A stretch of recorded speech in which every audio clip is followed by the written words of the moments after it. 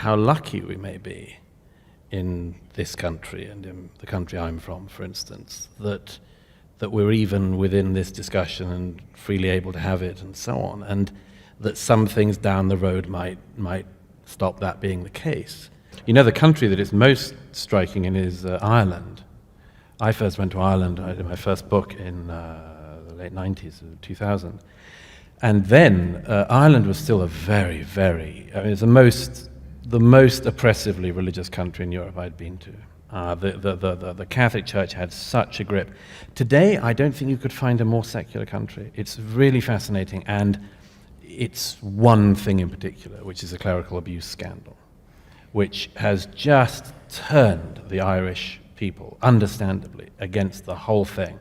And, you know, to the extent that a bishop now stands up and makes a moral pronouncement, and the Irish public want to do the opposite. You know, in fact, the Catholic Church, I can't remember what was in the abortion debate or the gay marriage. Yes, they sat out the gay marriage debate, basically, because they knew that if they came out against, the public vote in the referendum would be even bigger for gay marriage. And the scandals, they go deep there. They're not just dealing with pederasts and child rapists. This was theft of children from unwed mothers and workhouses and just... and in living memory. Yeah. No, it's an extraordinary thing, but to see a society shift that fast in 18 years or so is a remarkable thing.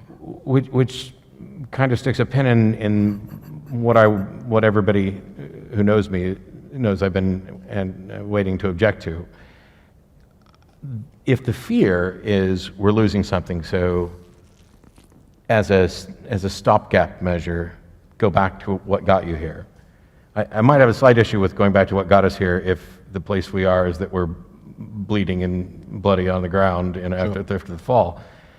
But one of the things that the secular community in the United States has been doing, for the longest time, atheism in the United States was a bunch of guys that looked like me complaining about how much religion sucked and congratulating themselves for, getting the right answer to what I think is literally the easiest question: do I have enough reason to believe this?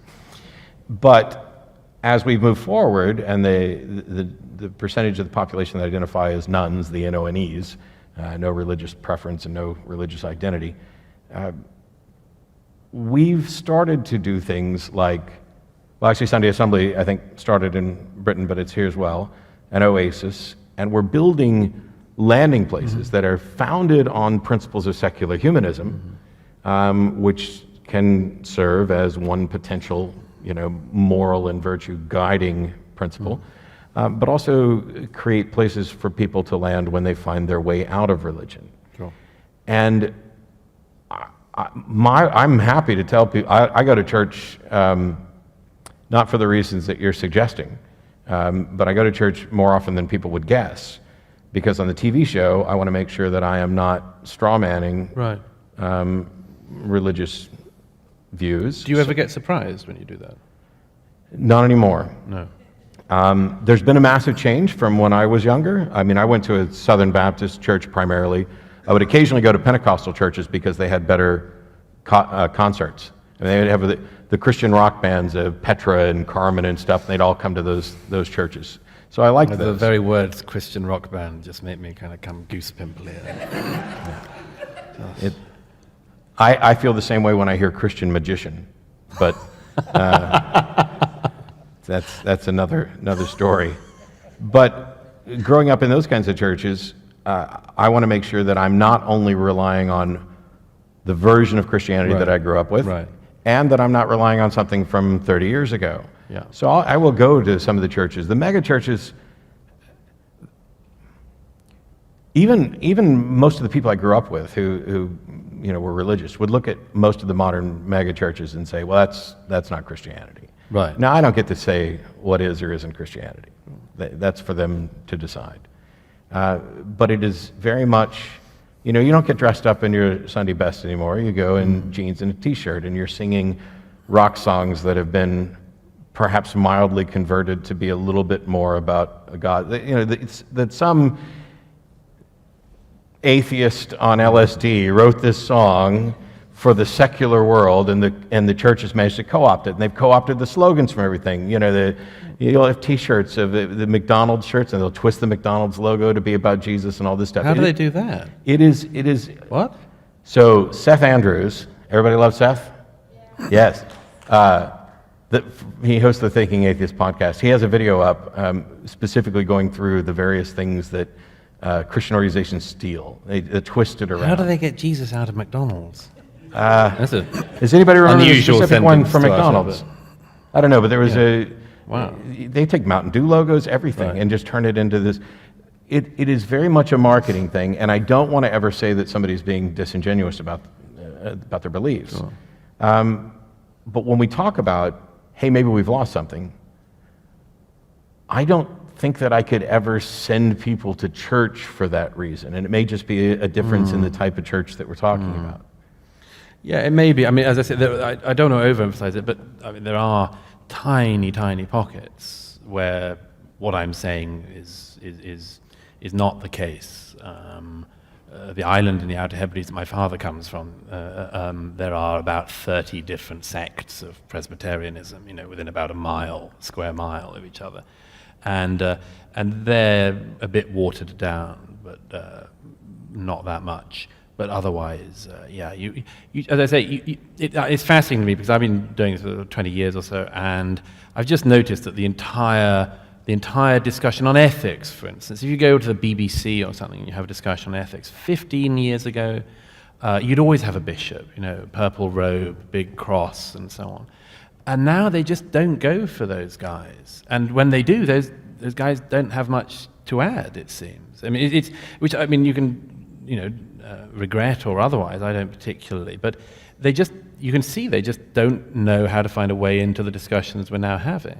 And this is something I've actually been kind of standing in opposition to here, because you'll watch the news and there will be some member of the clergy on to comment on seemingly everything. I'm exaggerating slightly, but there'll be a political discussion and you'll have to get the minister's view of it. And it happens in the local communities as well as the national news. I remember a CNN brief piece, but it stuck in my mind forever because the banner behind them was, "Why do atheists inspire such hatred?" Of course, I immediately point out the question is flawed because it presumes that we're the ones inspiring this, rather than why is hatred directed at atheists? Yeah. Because then it could be our fault or their fault or a combination. So asking the wrong questions is probably one of the biggest problems in the world right now. But they had a panel on to discuss it. How many atheists were on that panel? None. Really? Not one. 2 Christians and a Jew to explain to the world that atheists were just really bad at PR, Right. and that we didn't have any morals to live by. My sense is, by the way, and again, I mean this is a positive, my sense even in this country is that a lot of the religious leaders, they don't quite want to tell you what they really believe, which is a step in the right direction. And my impression still is that most of them know that the culture has shifted or is shifting significantly enough that they know that some of the things they might believe or might have claimed 20 years ago have become total landmines for them. So here's what we'll do. You come down to Austin, we'll take a drive to San Antonio, and you can listen to John Hagee, who runs one of the biggest churches in the United States, talk about how nasty atheists are, and if they don't like God's country, they can get out of the United States, boy. He must be about the only one who hasn't been caught with a rent boy. It's, Haven't they almost all, and I notice any, and late friend Christopher Hitchens used to have a great riff on this, that whenever you saw any of them holding forth on moral issues, you just make a note, and before you knew it, you'd find they'd maxed out the credit card trying to pay some rent boy, the scandals are almost consistent rule. This I'm amazed actually- Hagee, I don't know what the laws of defamation are like in this country, but I'm amazed No, you're Hagee fine. is already not.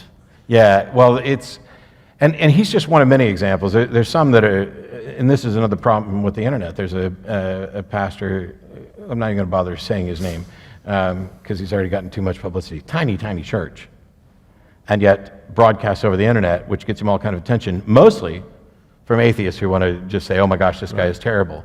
I don't know what percentage of church-going Christians actually care what this guy says, but he's awful with regard to women and everything else.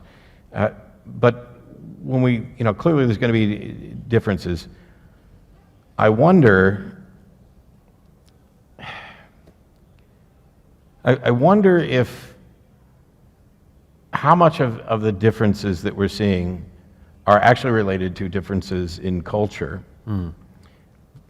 Because I have some rather troubling questions related to culture. And as you've spoken a lot about issues related to multiculturalism, I figured maybe we could address some of that, because Sure. What does it mean to say British culture, Right. Western culture?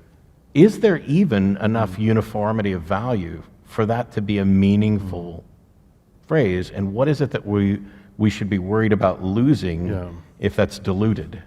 Yeah, that's a huge one. We're all trying to think about this at the moment. And there are versions of it that sound nicer than others. Some are horrific. We have this big discussion now, what is our culture, what is Britishness, and every country in Europe is having that discussion, and I hear it here, I hear it in Canada, sort of constant self-examination. There's nothing wrong with that in a way, although it can cause what I regard as being a kind of breakdown. I mean, if you said to any individual all the time, who are you, what are you, you'd end up on the couch quite fast. And I think it might be the same for societies. If you just keep asking what you are rather than just getting on with it, you can kind of instigate an increased nervousness. I think my instinct is to not care. Right. I'm happy to adopt whatever labels apply to me and to explain what those labels are, but there's nothing about me. This actually bothered my wife a little bit when I said so, because she cares a lot more about her heritage and her history and the people from Right. the Appalachian Mountain or the Smoky Mountains and things like that, and what those people have gone through. And I don't want to be just dismissive of history, but one of my ancestors was the preacher who was the founder of one of the first 3 Baptist churches that became the Southern Baptist Convention. And apart from it being novel, I don't care about that. Right. But there are also people in my past and cultural ties I could make that I would be that I don't view as negatives. Right. But they're not me. No, but there's another French philosopher, Alain Finkielkraut, who recently said in an interview something I was very struck by. He said, we in France used to think that what we had was worth taking around and giving to the rest of the world. And then we retreated from that idea. And he said, now we're in a position of thinking, can we at least still have it for ourselves? And I was struck by that because, again, it might be a thing of, depending where you are and what you've seen, but I given some of the things that France has gone through in recent years, some of which I write about in the book, multiple really terrible terrorist attacks and assassinations and so on, I can see why they are getting nervous and wanting to address some very fundamental principles. Is what we have in the secular French state, which allows for religion, but now is dealing with new problems, is it all vulnerable? And I know a lot of people who feel it is. And I suppose another thing, I spend a lot of my life as a journalist traveling, not just, across this country and North America and across all of Europe, but the Middle East, the Far East, and Africa and so on. And there is a definite feeling you get in certain places of, I don't want to force my own view of my own society on this, but this is very different, and it reminds you, therefore, that what you have is unusual. And I suppose that at different times, people become more aware of how, gotta be careful how you say this, but how lucky we may be in this country and in the country I'm from, for instance, that we're even within this discussion and freely able to have it and so on, and that some things down the road might stop that being the case.